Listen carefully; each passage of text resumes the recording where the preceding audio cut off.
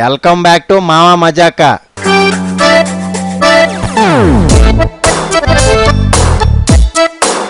ఏపీకి ప్రత్యేక హోదా ఇప్పుడు ప్రత్యేక వివాదమై కూర్చుంది. కర్ర ఎరగకూడదు, పాము చావకూడదు అన్నట్టు మోడీ చాలా పద్ధతిగా వెళ్తున్నాడు. ఆయన ఇస్తాడో ఈడో తెలవదు కానీ ఆన్లైన్లో మాత్రం భయపెట్టేస్తున్నాడు. జగన్తో పాటు రాజకీయ నాయకులు చేస్తున్న హంగామాను చూద్దామా? ముందుగా ఢిల్లీకి తరలి వచ్చిన తెలుగు వారందరికీ చేతులెత్తి మొక్కుతా ఉన్నాను. సరే, మ్యాటర్లోకి రా. ఢిల్లీ వీధుల్లో ప్రత్యేక హోదా మీద మన స్వరం వినిపించటానికి, ఇక్కడే తాడో పేడో తేల్చుకోవటానికి మనం మీటింగ్ పెట్టుకున్నామని నేను మీకు చెప్పదలుచుకున్నాను. నువ్వేమాత్రం తగ్గొద్దు అంతే. కానీ ప్రత్యేక హోదా వచ్చే వరకు ఢిల్లీ నుంచి కదలనే కదలము. మన గురించి ఏమనుకుంటా ఉన్నారు? సార్, మోడీ గారు ఇటువైపు నుంచి వస్తున్నారు సార్. మనం కొంచెం కామ్గా ఉంటే మంచిదేమో.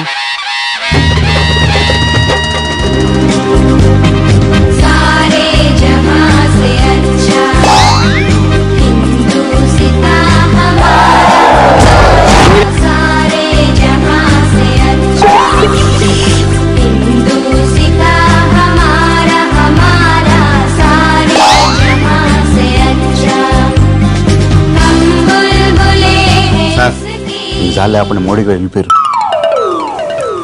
ప్రత్యేక హోదా మన హక్కు. దాన్ని సాధించుకునేదాకా మనం ఇక్కడి నుంచి కదిలేది లేదు. వాళ్ళు మనకేమీ భిక్ష వేయటం లేదు. వాళ్ళు అప్పుడేం చెప్పారు, ఇప్పుడేం చెప్తా ఉన్నారు అని నేను వాళ్ళని అడగదలుచుకున్నాను. సీడీ అయ్యమంటావా?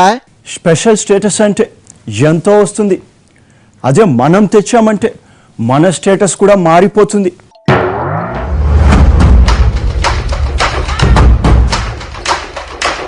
ఈరోజు సెంట్రల్ గవర్నమెంట్ ఏం చెప్తా ఉంది?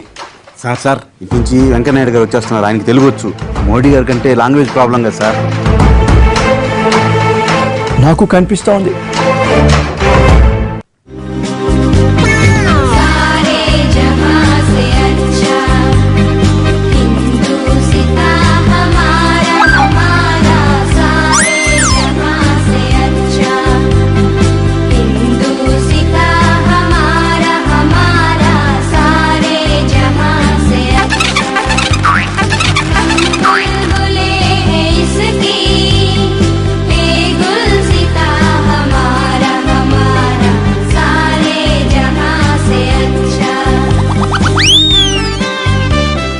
ఏమిటైనా జగన్, ఏమిటిది?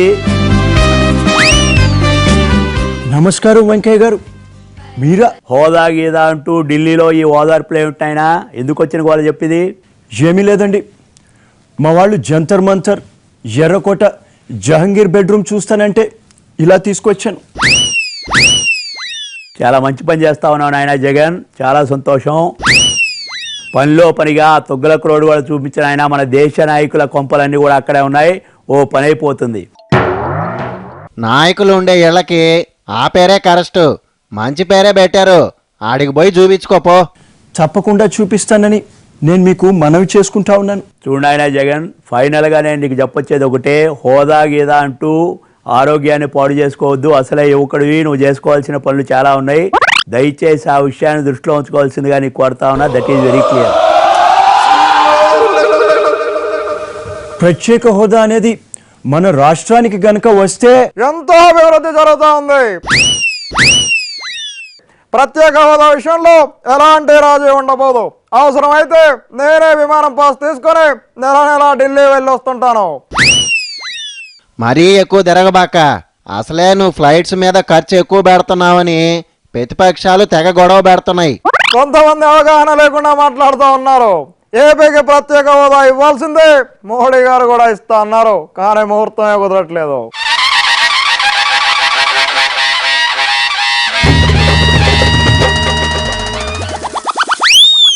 रघुपति राघव राजा राम पतित पावन सीताराम। रघुपति राघव राजा राम पतित पावन सीताराम सीताराम सीताराम भज प्या హామీ ఇచ్చాక వాళ్ళు నిలబెట్టుకోవాల్సిందే. మోడీతో ఫ్రెండ్షిప్ చేస్తూనే మన హక్కు సాధించుకుందాం. అందులో ఎలాంటి రాజు లేదు. నేను పోరాటం మొదలు పెడితే తగ్గేదే లేదు.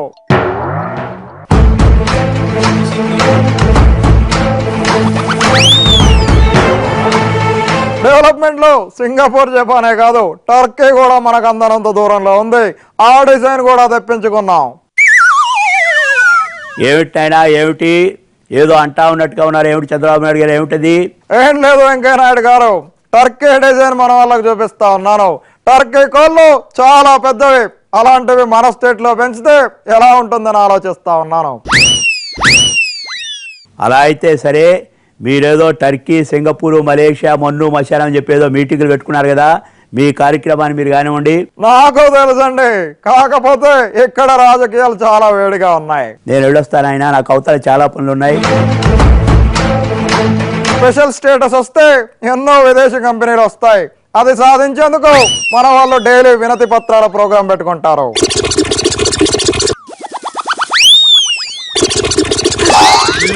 रघुपति राघव राजा राम पतित पावन सीताराम रघुपति राघव राजा राम पतित पावन सीताराम सीताराम ఏమిటో ఇది, వీళ్ళేదో అంటా ఉన్నట్టుగా నాకు అనిపిస్తా ఉంది. అది అనిపించడమో లేక వినిపించడమో నాకేం అర్థం కావట్లా. ఏదేమైనప్పటికీ చంద్రబాబు గారికి దేశభక్తి చాలా అద్భుతంగా ఉంది, అది మనకి స్పష్టంగా కనిపిస్తూ ఉంది. That is very clear. సరే నాయన, అవతల నా పనులు నాకు చాలా ఉన్నాయి, నా కార్యక్రమాలు నేను చూసుకుంటా, మీ దేశభక్తిని మీరు దాటండి. ఇది సరే వెంకయ్య, ఇంతకీ స్పెషల్ స్టేటస్ వస్తుందా రాదా? చూడు మామ, నువ్వు అలా నిక్కచ్చిగా అడిగితే నేనేం చెప్పలేను. నువ్వు అడిగేది ఎలా ఉందంటే వాన వస్తుందా రాదా అని చెప్పి అడిగితే ఏం చెప్పగలని చెప్పిన ఆయన. వాన రాకడా ప్రాణం పోకడా ఏ ఒక్కరు చెప్పలేరు. అదేవిధంగా ఈ స్పెషల్ స్టేటస్ గురించి కూడా ఏ ఒక్కరు చెప్పేటువంటి పరిస్థితి లేదు. ఆయన స్పెషల్ స్టేటస్ ఇస్తామో లేదో చెప్పలేను, కానీ ప్రత్యేకించి ఏదైనా ప్యాకేజ్ మాత్రం ఇప్పించగలను. That is very clear. వచ్చాడండి ఛాంపియన్ సంగమ్మ. మరి అందరూ పోరాటాలు చేస్తున్నారు కదా, ఇంతకీ ఎప్పుడు ఇస్తావో చెప్తే పాపం జనం కూడా ఇప్పటికే కష్టాల్లో ఉన్నారు కదా అని. పోరాటం లేదు, నా పిండాకుడు లేదు, ఇలాంటి విషయాలు నన్ను అడగద్దు ఆయన. నాకు అవతల క్యాబినెట్ సమావేశం ఉంది, అత్యవసరంగా వెళ్ళవలసినటువంటి అవసరం కూడా ఉంది, అని చేతన వెళ్ళొస్తా. That is very clear. బహుత్ అచ్చా, మాకు అర్థమైందిలే. చూద్దాం, అందరూ ఎందుకు కంగారు పడుతున్నారో తెలుసద్దులే. ఇక వెళ్ళరండి, కానీ జనాలతో ఎమోషనల్ గేమ్ మాత్రం ఆడబాకండి. ఇది ఇయాల్టి మావా మజాక. నెక్స్ట్ ఎపిసోడ్లో మళ్ళా కలుసుకుందాం. బాయ్.